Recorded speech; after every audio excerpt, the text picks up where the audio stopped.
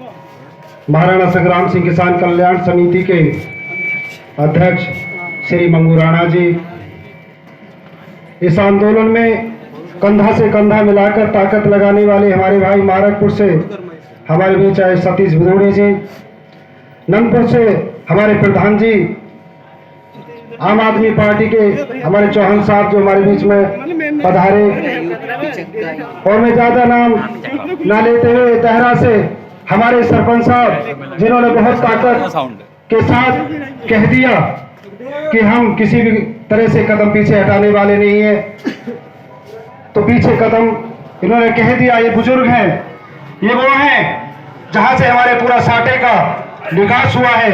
जब इन्होंने कदम बढ़ाया है तो कदम बढ़ेगा, वो पीछे नहीं हट सकता। हमारे बीच में आई महिला शक्ति राजकुमारी जी, आपको कोटि कोटि नमन। अपनी शक्ति के साथ जो कितने ही आपने इस जमीन पर पैर जमाने वालों के पैर उखाड़ने का काम किया है और उनको लट्ठाने का काम किया है, मजबूत लाठीचार्ज करने का काम किया है। आपको मैं बार बार धन्यवाद देता हूं जो आज फिर जब दोबारा से हमारे बीच में आप पधारे। दोस्तों, हम बहुत बात कह चुके हैं कि हम यहां जाएं और वहां जाएं, पर हम कहां जाएं ये समझ में बात नहीं आती, क्योंकि हमारी इतनी गलतियां हैं। अभी हम कह रहे थे कि हम किसानों में हम वोटों के टाइम पे बढ़ जाते हैं, जातियों में बिरादरियों में बढ़ जाते हैं, पर एक बात कहने की और बात है दोस्तों, हम विदेशियों को यहाँ का सांसद बनाया करते हैं। विदेशियों को क्या 84.5 की जमीन पर कोई सांसद कोई विधायक नहीं रहा? जब हम हरियाणा से बुलाएंगे, राजस्थान से बुलाएंगे, पंजाब से बुलाएंगे, तो फिर कहां सुनाने जाएंगे? तुम्हारी साटे की जमीन इतनी बंजर हो गई, इतनी कमजोर हो गई, इतनी बेकार हो गई, यहाँ की माताएं इतनी बेकार हो गई कि जो विधायक और एमपी पैदा नहीं करती। कि तुम्हें शर्म आनी चाहिए कि तुम विदेशियों को चुनते हो, विदेशियों को बनाते हो और वो तुम्हारे लात मारकर मंत्री बनकर छोड़ के चला जाया करते हैं। दोस्तों, ये काम करना बंद करो। पहली बार तो ये काम करना बंद करो, अपना नेता चुनो जो तुम्हारे सामने रहे, तुम्हारे बीच में रहे, तुम्हारे साथ रहे। माननीय मुख्यमंत्री जी, प्रधानमंत्री जी, मैंने तो आपके लिए मैं कविता भी करता हूं, आपके लिए मैंने भगवान माना था। दोस्तों, समय की कमी होते है, मैं एक लाइन दो लाइन जरूर सुनाऊंगा आपको मैंने क्या कहा था इनके लिए और ये क्या निकले। बहारों फूल बरसाओ, योगी भगवान आए हैं। जब ये बने थे लगातार योगी भगवान आ गए, अब हमारी सब समस्याएं हल हो जाएंगी।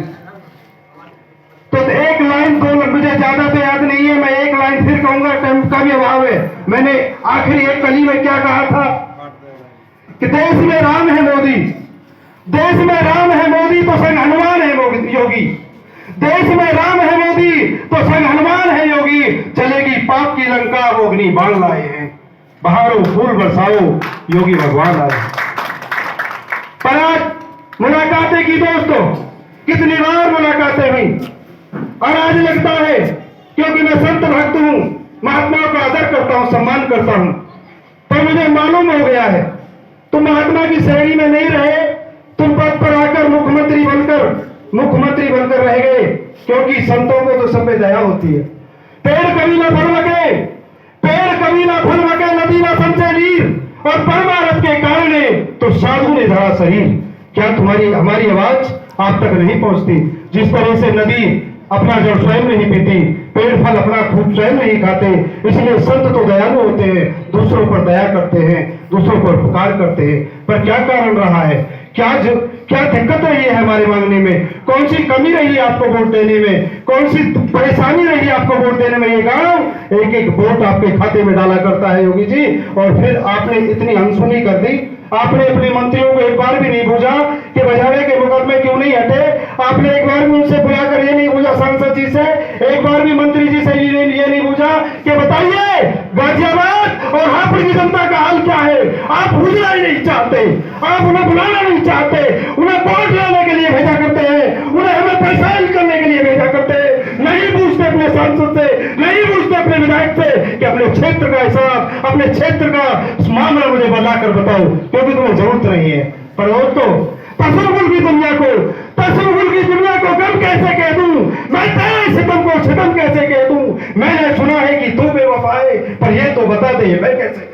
दोस्तों, जिसको भगवान कहा हो, आज उसे गलत कैसे कहते?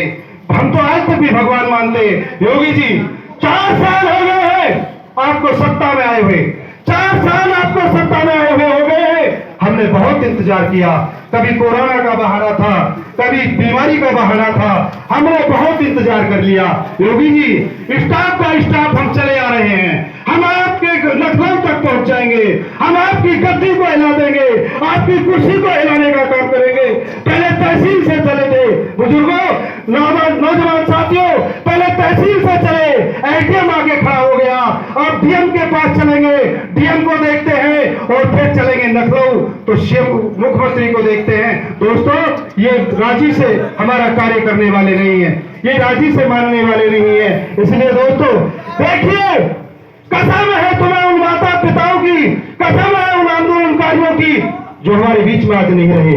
बाबू सिंह हमारे बीच में हुआ करते थे, कहते थे पहले दाम बाद में काम, कहते कहते मर गए। उस गरीब ने, उस महापुरुष ने, उस बुजुर्ग ने मुलायम सिंह के सामने कुर्ता फैला दिया था, मुलायम सिंह जी मुझे थोड़ी सी भीख दे दो, हमारे किसानों को थोड़ी सी भीख दे दो, हमारे किसान क्या करेंगे?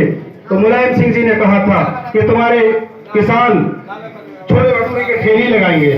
छोले भटूरे की ठेली हमने तो लगाई नहीं, पर मुलायम सिंह जी को छोले भटूरे की ठेली पर भेज दिया। उनको खत बता दी, आने वाले चुनाव में शुक्रिया अदा करें हम राजा साहब जी का, शुक्रिया अदा करें राजगोपाल जी का, जिन्होंने बस लेकर के दुनिया में, हिंदुस्तान में ये बताया। शुक्रिया अदा करें हम हमारे बीच बैठे सतीश भदौड़ी जी का, कि दुनिया को बता दिया हमारे पूर्व प्रधानमंत्री वीपी सिंह जी ने कि बघेरा में कितना अत्याचार हुआ है, कितना जुल्म हुआ है। और दोस्तों, आज वो भी हैरत में होंगे, आज वो भी परेशान होंगे, आज उनकी आत्माएं दुखी होंगी। क्यों? कि हम इतने निकम्मे निकले, हम इतने बेकार हो गए हैं कि अपना हक नहीं ले सके। राजा साहब ने कहा था कि दोस्तों, मेरे बच्चों, मेरे किसानों, मैं तुम्हें इतनी ताकत देकर जाऊंगा कि तुम्हें किसी के सामने भीख मांगने की आवश्यकता नहीं होगी। और तुम भीख मांग रहे हो, तुम भिखारी बन गए हो। किससे भीख मांग रहे हो? तुम भीख उनसे मांग रहे हो जो तुम्हारे नौकर हैं। कोई नौकर से भीख मांगे करता है? मालिक कौन होता है जो देता है, और नौकर कौन होता है जो उस पर पद पर बैठाया जाता है? नौकर होता है तुमने चुना है तो तुम्हारा नौकर है, वो मालिक नहीं। उनसे काहे की भीख मांगते हो? उनसे छीनने के प्रयास करो। दोस्तों, आंदोलन हुआ गाजीपुर में, बड़ा आंदोलन क्यों हुआ बताइए? ये आंदोलन क्या जरूरत थी? आखिर कैसा पहुंच गए किसान झंडे तिरंगे तक? तुम्हें रोकने चाहिए थे। दोस्तों, तुम राम का मंदिर बनाने जा रहे हो, तुम राम का मंदिर बनाना चाहते हो तो राम की मर्यादाओं को सीखो, राम की मर्यादा को देखो।